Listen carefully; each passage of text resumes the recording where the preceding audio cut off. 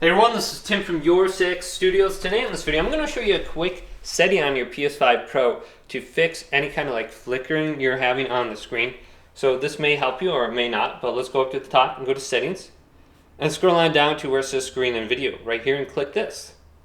Then we got video output on the left, and let's go on to the right and scroll on down. And we're looking for something called video transfer rate. Adjust the transfer rate of 4K and 8K video output. If your screen flickers, try selecting -1 or -2 to limit the transfer rate. So let's click this, and we got automatic. We can go to -1. Let's try this. My screen's going to restart. I got to do the display, and then we got something else. We can go to -2. It looks like I'm locked in on -1 right now. Now it says this setting is available only during 4K video output. So go ahead and just try those different settings. Then you can go to learn more to read this.